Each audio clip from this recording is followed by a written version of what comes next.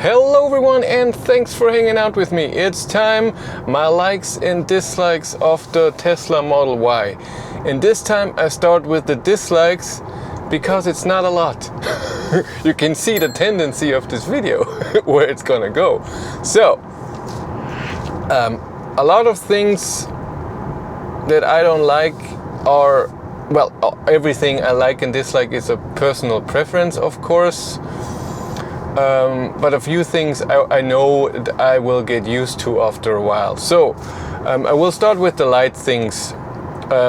Speedometer in the middle and no buttons. Yes. I don't know. It's the same with ID3 then compared to Kona. A lot of buttons are easier to press and right away, and you can see and you press something, but the design then is not as sleek. And ID3 is the middle ground with a few buttons, and then Tesla is no buttons at all. And the same with the speedometer in the middle, not in the front. It is something to get used to. I drove a Hyundai Matrix for 3 years that had the speedometer in the middle, and I still didn't like it after 3 years. So no, it's not my preferable thing, but I can get used to it. Number two, that's a bit weird, is the cruise control. First of all, traffic sign recognition, not happening.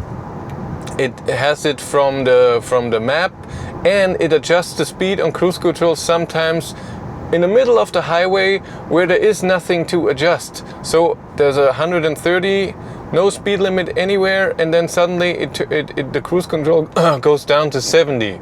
And it's like, what the hell is happening? The same as, I think that's phantom braking, what they talk about. You just drive and there's nothing, and then suddenly it slows down without the speed limit. I can see it with doing that.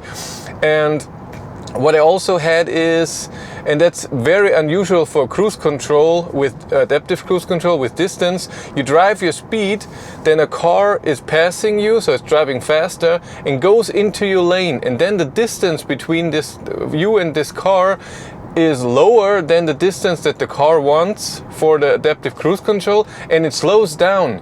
And every other cruise control I ever tested in every car knows the car is driving faster, no need to change the distance. But in this car, it does it.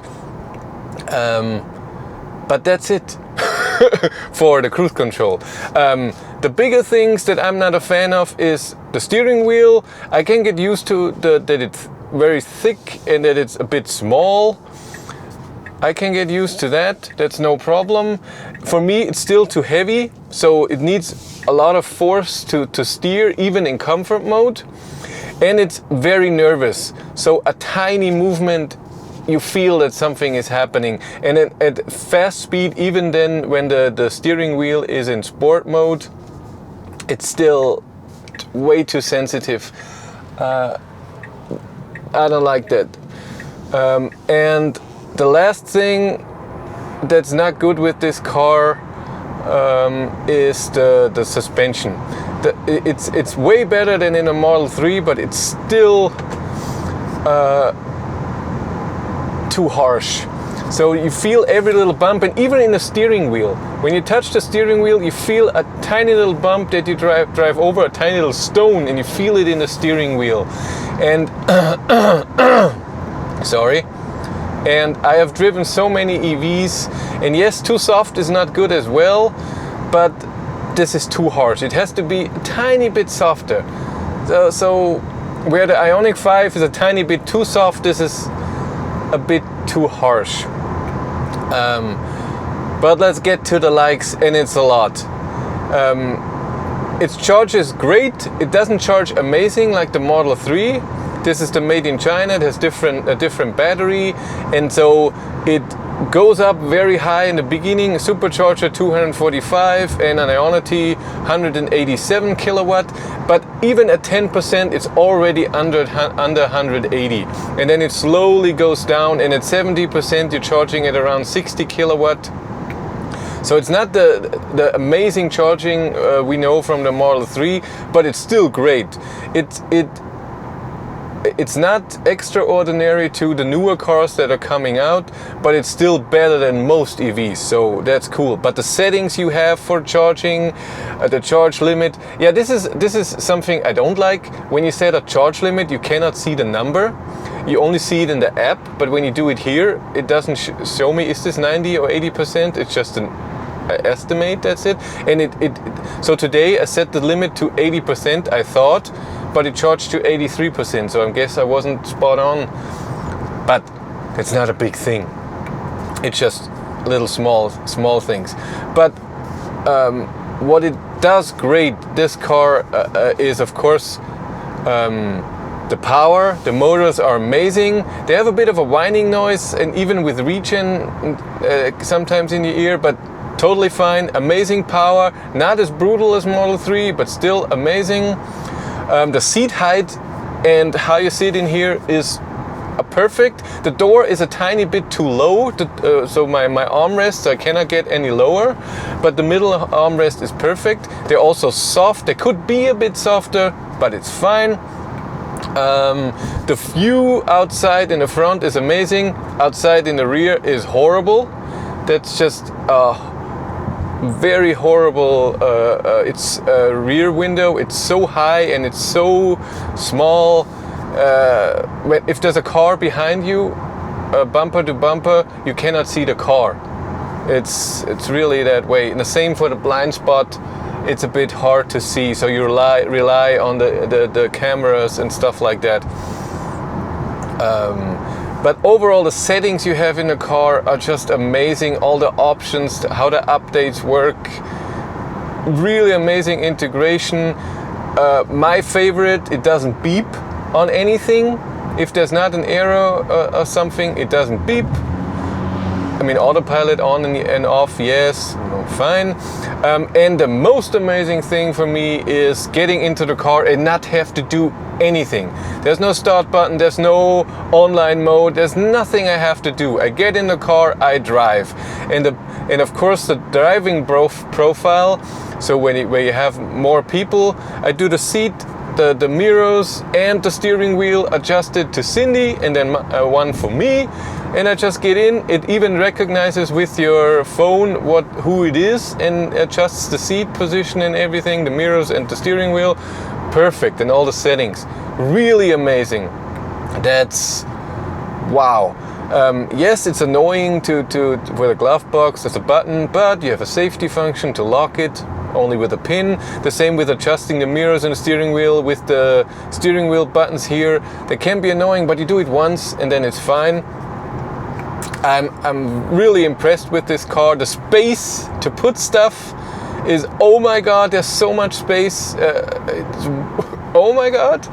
I don't need the panoramic roof, but it's here, it's fine. I would love it, it would be closed. I don't need that. I'm not a fan of that, but that's how it is. The same with the door handles. I don't need that, but that's how it is. I can get used to that. And for Cindy, for the small hands, she can't do it with the thumb and then hand. She has two small hands to do that. Doesn't work that well. The range in this car is bonkers. Efficiency, this car is more efficient than my ID3, and this is a big SUV with more than 2 times the power. Amazing. 380 kilometers at 130 at highway speeds. That's incredible. That's really incredible. Yes, and heat pump now, and the materials and how the car is built is great. There's nothing I can say that looks weird or that doesn't work very well. Really amazing. The only thing that also I'm not a fan of is that the wiping is in the auto wiping is not great. I only noticed that with a different Model Y from the States. Maybe it's better in here that it wasn't raining the last few days, but that you have to go through the touchscreen, that there is no stock for the wipers. Yeah, that's can be annoying, but again, I allow it because it was such a pleasure to drive this car. It's really amazing. Honestly, I would prefer the US version for better charging, the battery.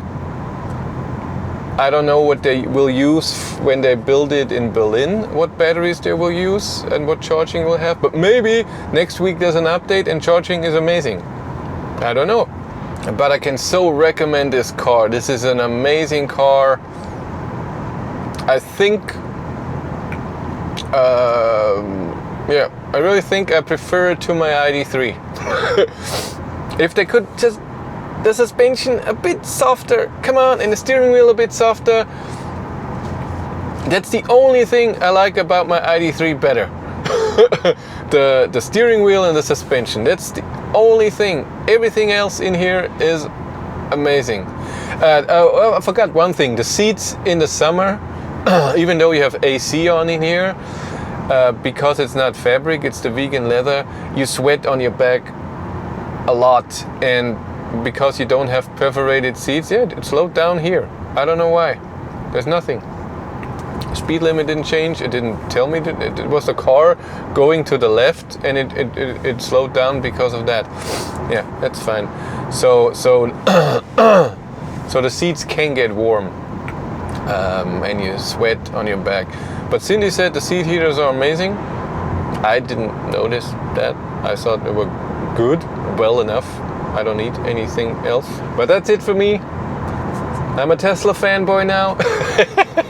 Thank you much for watching. Have a great day and take care. Bye.